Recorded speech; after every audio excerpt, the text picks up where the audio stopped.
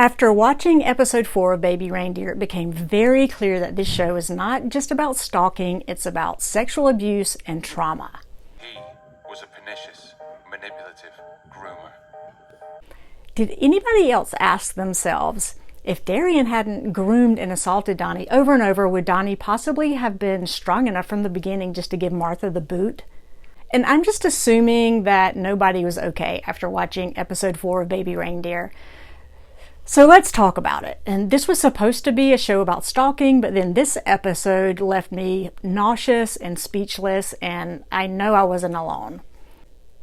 In the first 3 episodes, we see how erratic and abusive Martha was, but it was Darrien's assault that left the biggest mark on Donny. It was his experience with Darrien that made him feel like less than a person and created these feelings of guilt and shame. And after his time with Darrien, he spiraled into depression that accompanied him for years. I started to feel this overwhelming sexual confusion crashing through my body. And I just want to express how grateful I am to Richard Gadd for creating such a realistic perspective of male abuse and trauma so we can have these conversations and help people heal.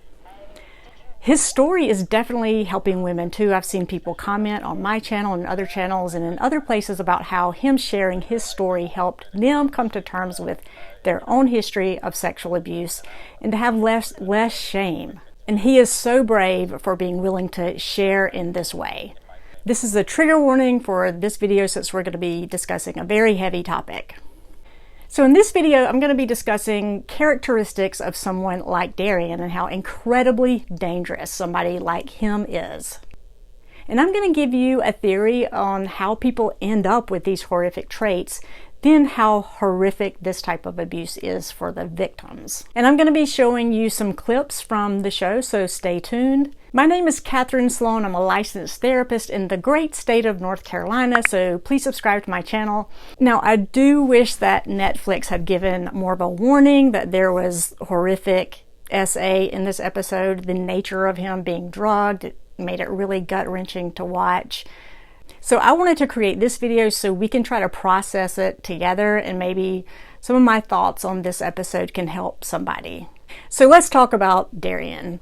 What's been interesting, and some people have commented about this, is why most of the attention has been on the character of Martha and not Darrien, even though Darrien was the one who seemed to have caused the initial trauma that even caused Donny to be so drawn to Martha. There is no doubt at all that Darrien is wicked and evil, and I think this is why viewers are less interested in his character. I can't have any empathy for Darrien at all, just based from what I saw in this series. I just can't. Maybe you can, but I can't. Now, Martha's character is seen as more nuanced. At times, we might see some humanity in her. A lot of us are left with feeling very conflicted feelings about Martha. And we don't like feeling this way. We want to know, is she a good person or is she a bad person? Our minds like to make sense of things, and some people might even argue that it's because of her gender. And if Martha was a male, we might not have any empathy for her. So that's something to think about. And this is why this show is so disturbing for a lot of people, because there's so much nuance. So who's the victim here and who's the perpetrator? And Richard Gadd himself even says in interviews that he sees Martha as a victim with a mental illness. But Darrien, we all know he's a monster. Our minds can see that clearly and come to a concise conclusion about him. We can put him in a box, wrap it up, and put a bow on it. It's done.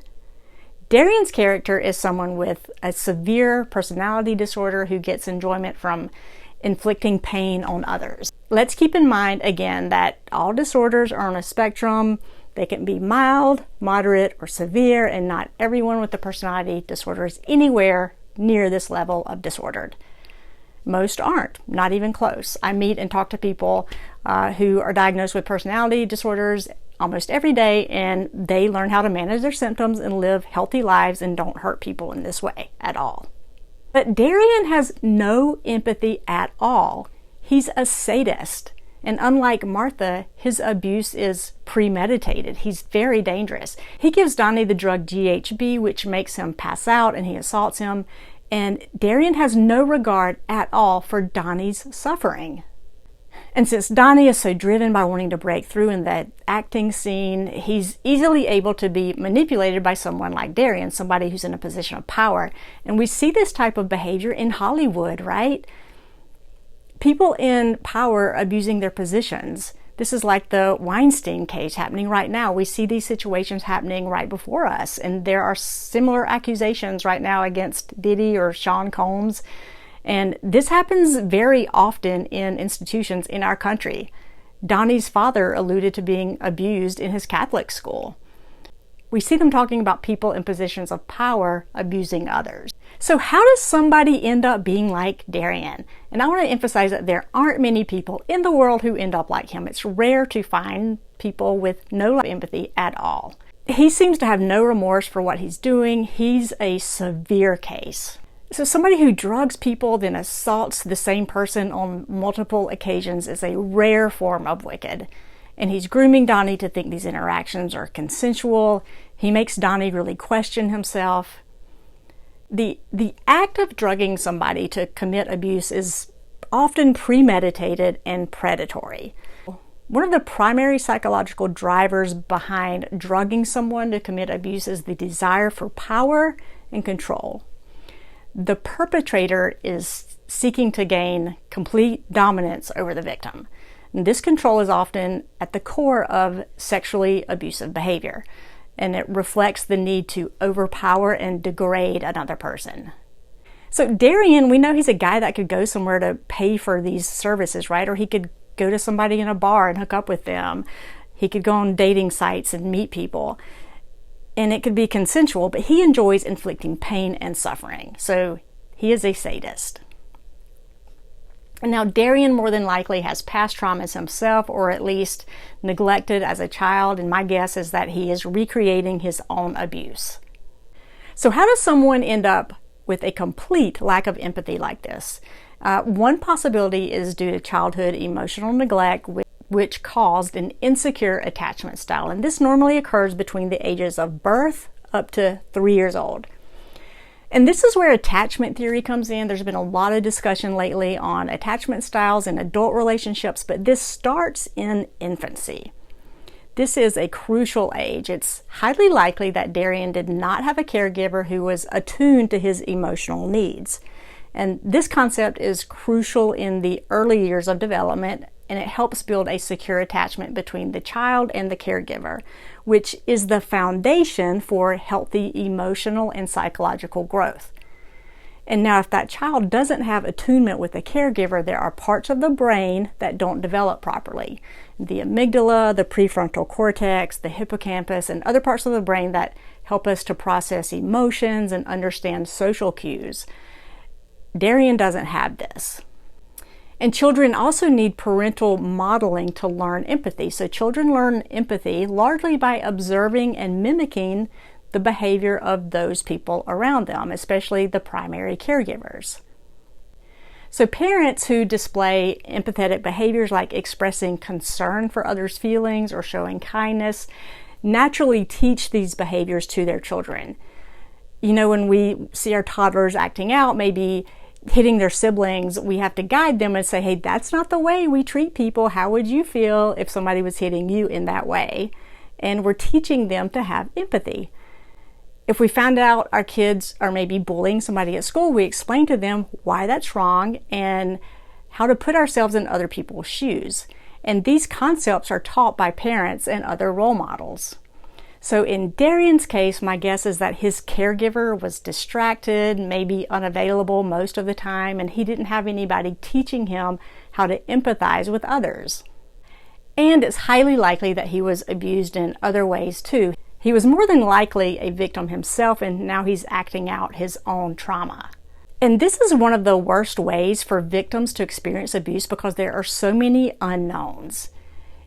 If you've been victimized in this way, I want you to know that it's not your fault. These are cruel people.